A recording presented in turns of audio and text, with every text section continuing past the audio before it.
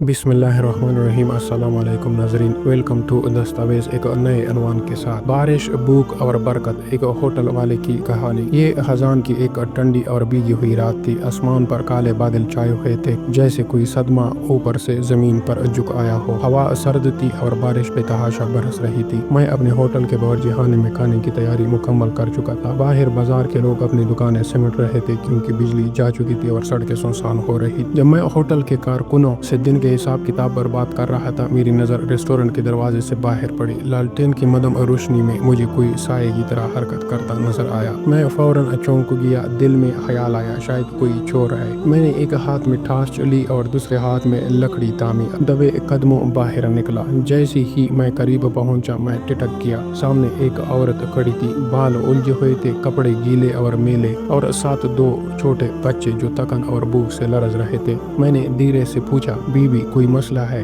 उसकी आवाज कपा रही थी। मेरे बच्चों को खाना चाहिए, हम 3 दिन से भूखे हैं। मेरा दिल कांप गया। मैं इन्हें अंदर ले आया, अपने होटल के बेहतरीन तैयारशुदा खाने की प्लेटें निकलवाई और कुछ रकम भी दी, ताकि वो किसी जरूरत को पूरा कर सके। वो औरत फूट फूट कर रोने लगी। मैंने कहा, रो क्यों रही हो? इसने कहा, मेरे शोहर का इंतकाल हो गया है, कोई सहारा नहीं, आज तीसरा दिन है, कुछ नहीं खाया, और आज तुमने मेरे बच्चों के लिए खाने का इंतजाम कर दिया। अल्लाह तुम्हें इस रात का अजर दे।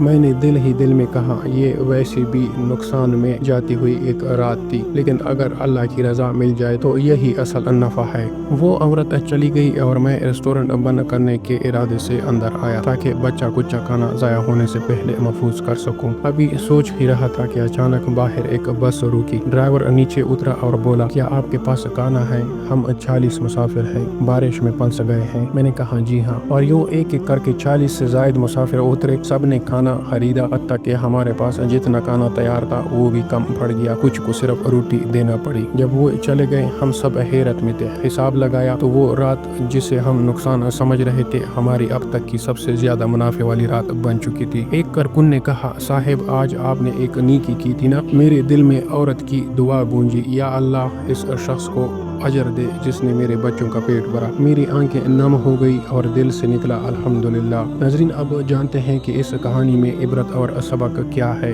ये कहानी हमें याद दिलाती है कि अल्लाह ताला की राह में दी गई कोई चीज़ कभी ज़ाया नहीं जाती। एक छोटी सी नेकी, एक भूखे को खाना देना, एक बेवा की मदद करना, वो कुछ ऐसा लुटा सकती है जो इंसान सोच भी नहीं सकता। अब अगर हदीस नबी सल्लल्लाहु अलैहि वसल्लम की बात की जाए तो सही मुस्लिम हदीस नंबर 2588 में है, सदका देने से माल कम नहीं होता। कुरान में भी जिक्र कुछ इस तरह है, जिसमें सूरह बकरा में आया नंबर 245 में अल्लाह फरमाते हैं, कौन है जो अल्लाह को कर्ज हसना दे तो अल्लाह इसे कई गुना बढ़ाकर लौटाए। ये किस्सा सिर्फ एक होटल वाले की नेकी और इसके बदले मिलने वाली बरकत को बयान करता है, बल्कि ये हमें नरमी, सहावत और हुस्न नीयत की असल रूह दिखाता है। नाजरीन, अगर आप इस तरह की मजीद वीडियो सुनना और देखना पसंद करते हैं तो बराह करम चैनल दस्तावेज को सब्सक्राइब करें, बेल आइकन दबा दीजिए। मिलते हैं अगली एक खूबसूरत वीडियो में, तब तक के लिए अल्लाह हाफिज।